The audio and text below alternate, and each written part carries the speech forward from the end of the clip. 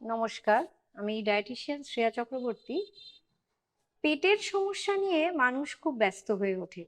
পেটের কিছু প্রবলেম হলে সেটা সারাদিন একটা ইরিটেট করতে থাকে, কিছুতেই কোনো জায়গায় কনসেন্ট্রেট করা যায় না, ফোকাস চলে যায়। তো এটা একটা ভীষণ সমস্যার কারণ। তাই এমন কিছু খাবার আজকে বলবো যেগুলো খুব গাট ফ্রেন্ডলি, রেগুলার যদি ডায়েটে রাখা যেতে পারে, তাহলে দেখবেন আপনাদের যে আমাদের শরীরে যে গাট ফ্রেন্ডলি যে ব্যাকটেরিয়াগুলো থাকে সেইগুলো একদম ভালোভাবে কাজ করতে পারে, তারা নষ্টও হয়ে যায় না।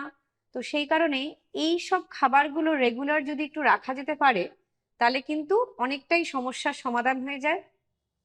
আর নিউট্রিশনালিও এই খাবার দাবারগুলো কিন্তু বেশ ভালো, কারণ শরীরের অনেক কিছু কাজেও এগুলো লেগে যায়। তো আজকে এরমই কিছু গাট ফ্রেন্ডলি খাবার নিয়ে আলোচনা করব। তো ফার্স্টেই যেটা হচ্ছে খুব ভালো গাট ফ্রেন্ডলি, সেটা হচ্ছে ইয়োগার্ট বা টক দই। এটা কিন্তু প্রচন্ড ভালো, কারণ এটা প্রোবায়োটিক।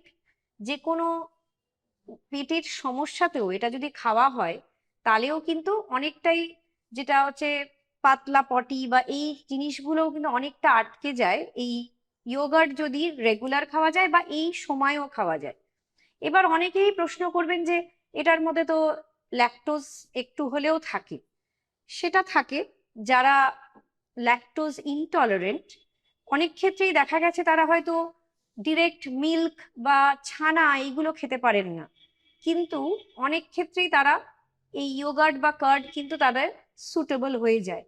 আবার যারা কার্ড টুকুও খেতে পারেন না, আজকাল মার্কেটে কিন্তু সেই ব্যবস্থা আছে, ল্যাকটোজ ফ্রি কার্ডও কিন্তু পাওয়া যাচ্ছে।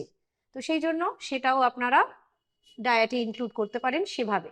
তবে হ্যাঁ, প্রাইসটা হয়তো একটু বেশি হতে পারে এই ল্যাকটোজ ফ্রি কার্ডের, বা অ্যাভেলেবিলিটিটাও অনেক জায়গায় হয়তো এটা অ্যাভেলেবল হবে না।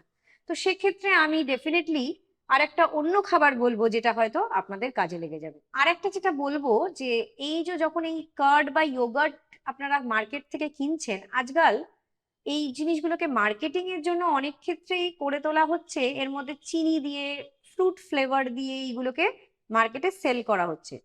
তো এবার যাদের হয়তো অল্প বয়স বা রেগুলার তারা এইগুলো খাবেন না, অল্প বয়স হোক বা যারা ডায়াবেটিক তারা এগুলো একদমই খাবেন না। তো মোটামুটি যেটা ফ্লেভার নেই সেই রকমই টক দই বা কার্ড কেনার চেষ্টা করবেন। আর ডেফিনেটলি দেখা যাবে এইগুলো যদি রেগুলার খেতে থাকেন, তাহলে অ্যাসিডিটি, মানে এই ফ্রুট ফ্লেভার দেওয়া এগুলোতে অ্যাসিডিটি বৃদ্ধি করে দেবে। তখন এটা রং কনসেপ্ট হবে যে টক দই খেয়ে হয়তো আপনাদের অ্যাসিডিটি হয়েছে, কিন্তু টক দই কিন্তু ডাইজেশন ভালো করে, অ্যাসিডিটিও কিন্তু কম করতে সাহায্য করে। এবার বিভিন্ন মানুষের বিভিন্ন রকম শরীরের গঠন, তো কারুর কারুর প্রবলেম হতে পারে, কিন্তু ম্যাক্সিমাম দেখা গেছে এই সমস্যাটা কিন্তু সমাধানই করে, অ্যাসিডিটির সমস্যাটা, টক দই। এবার নেক্সট বলবো, এই টক দই দিয়েই বানানো হয় যেটা হচ্ছে ছাঁচ বা বাটার মিল্ক। এটা কিন্তু প্রচন্ড উপাদেয় একটা খাদ্য। এর মধ্যে যদি একটু ভাজা জিরে বা একটু চাট মশলা এইগুলো দিয়ে নেওয়া যায়, একটা অত্যন্ত সুস্বাদু একটা ড্রিঙ্ক হয়ে যায়। তো এটা কিন্তু একটা হাইড্রেটিংও ব্যাপার। অনেকেরই মতামত থাকবে শীতকালে এটা খেলে ঠান্ডা লেগে যাবে, তো টক দইটাকে অনেকক্ষণ আগে বার করে রাখুন যাতে এটা সমস্যা না হয়। এটা কিন্তু এটা সারা বছরই খাওয়া যেতে পারে, শুধু যে অবশ্যই গ্রীষ্মকালে দরকারটা এর বেশি হয়ে পড়ে, কিন্তু সারা বছরই এটা খাওয়া যেতে পারে, যাতে আপনার গাট ফ্রেন্ডলি খাবার, এটা গাট হেলথটা ভালো থাকে। এর থেকে অনেকটাই প্রোবায়োটিক জিনিসপত্র পাওয়া যায়, এটা হাইড্রেটিং জল, যেটা টক্সিনস রিমুভালে কাজে লাগে, সেটার জন্যও কিন্তু এটা একদম বেস্ট। আর এটা পেটটাকে ঠান্ডা রাখতে সাহায্য করে। আর গাট ফ্রেন্ডলি সেটা আগেই বললাম। আর যেহেতু একটু টেস্টি করে বানালে এটা খেতেও ভালো লাগে, তবে চিনি দিলে কিন্তু এর আবার বেশি ক্যালোরির ভ্যালু বা এটা নিউট্রিশন ভ্যালুটা কিন্তু আবার ডাউন হয়ে গেল। এবার কিছু কিছু কেউ কেউ বাচ্চা হবেন, তারা হয়তো চিনির জায়গায় সে জায়গায় হানি দিতে পারেন।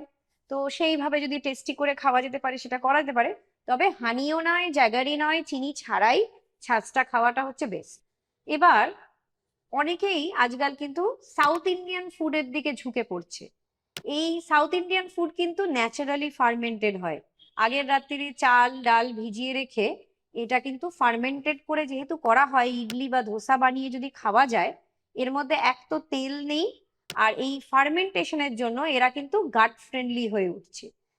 একটু হয়তো টক হতে পারে, যারা অ্যাসিডিটির সমস্যায় অলরেডি ভুগছেন তারা একটু এটা রেগুলার খাবেন না, কিন্তু আলটিমেটলি দেখতে গেলে কিন্তু এটা এক ধরনের স্টিমড খাবার দাবার। এটা কিন্তু বেস্ট, কারণ এর নিউট্রিশনাল ভ্যালুস গুলো একদম ইনট্যাক্ট থাকে, আর ফার্মেন্টেশনের জন্য গাট ফ্রেন্ডলি হয়ে উঠছে, হজম করা ইজি। বেশিরভাগ চাটনি বা এগুলো দিয়ে না খেয়ে যদি একটু ডাল দিয়ে খাওয়া যেতে পারে, সেটাও কিন্তু শরীরের জন্য একদম বেস্ট। তো এটা রাখতে পারেন। আবার অনেক ক্ষেত্রেই বাড়িতে কিছু কিছু আচার বানানো হয়, যেটাও কিন্তু গাট ফ্রেন্ডলি হয়ে ওঠে। তবে হ্যাঁ, তেল বা স্পাইস যদি বেশি হয় তাহলে সেক্ষেত্রে আবার সমস্যাটা বৃদ্ধি পেতে পারে। আর ফলের মধ্যে সবচেয়ে easy to digest gut friendly ফলগুলো হচ্ছে কলা, পেঁপে, বেদানা। আর যদি একটু সেদ্ধ করে আপেল খাওয়া যায়, স্টুড অ্যাপেল যেটা বলে, যেটা বাচ্চাদের অনেক সময় দেওয়া হয়, এটাও কিন্তু ইজি টু ডাইজেস্ট। নতুন যখন ফুড ইন্ট্রোডিউস করা হয়, যেটাকে উইনিং বলি আমরা, সেই সময় কিন্তু এই সেদ্ধ অ্যাপেলটাই তার ফার্স্ট ফুড হয়।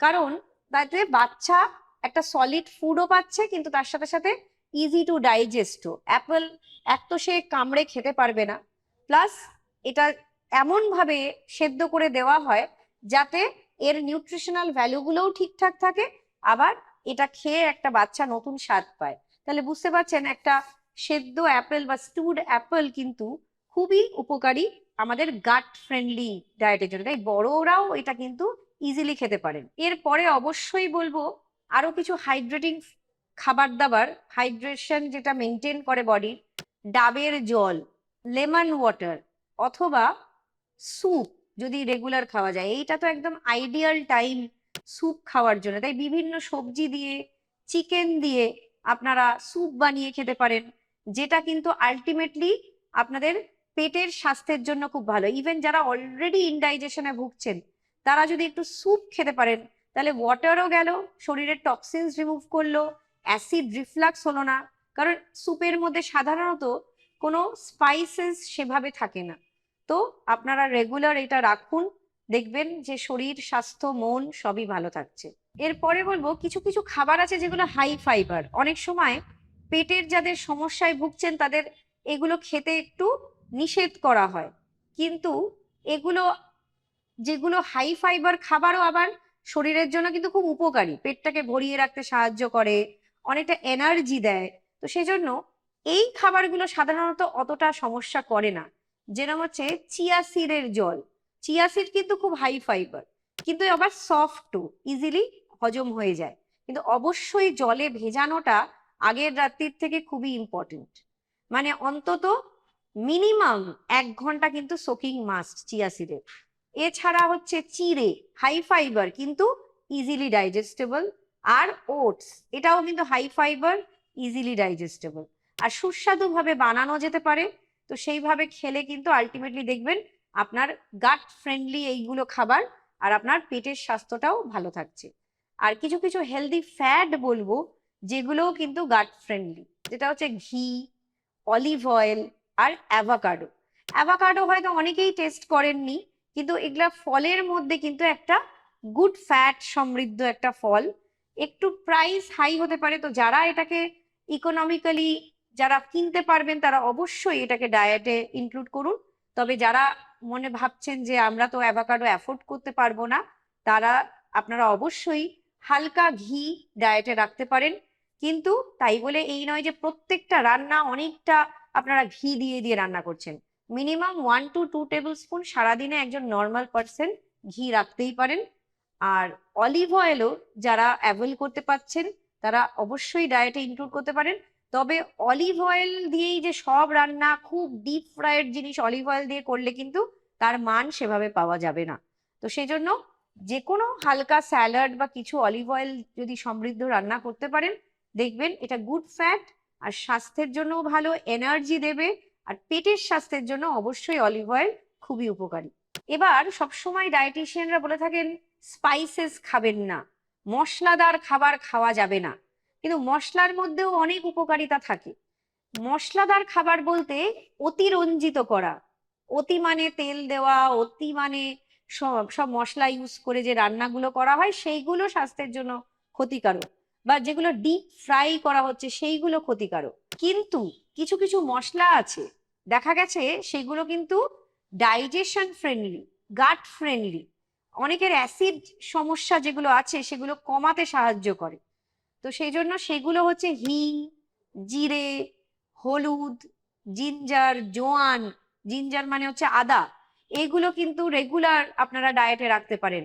এগুলো দিয়ে যদি একটু আগে থেকে ফুটিয়ে এগুলো দিয়ে যদি জলও খাওয়া যায়, সেটাও কিন্তু অনেকটাই গাট ফ্রেন্ডলি, তার সাথে সাথে জলটাও গেল, আর আপনাদের অ্যাসিড রিফ্লাক্স, ব্লোটিং এই সমস্যাগুলো কিন্তু কমাতে সাহায্য করে। তো আজকে যেসব খাবারগুলো বলে দিলাম, আশা করা যায় এগুলো যদি রেগুলার আপনারা রোজ খাদ্য তালিকায় রাখতে পারেন, তাহলে দেখবেন আপনারা অনেকটাই উপকৃত হচ্ছেন।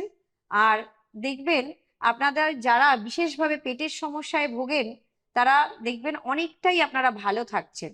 তবে যারা বিশেষভাবে পেটের সমস্যায় ভোগেন তাদের জন্য কিছু কিছু খাবার একদমই বর্জিত করব, যেগুলো একদমই খাবেন না আপনারা। সেটা হচ্ছে কাঁচা পেঁয়াজ, কাঁচা রসুন, কাঁচা স্পিনাচ মানে পালং শাক, বা ফুলকপি, বাঁধাকপি, এগুলো বেশ ওয়েল কুকড খাবেন আপনারা।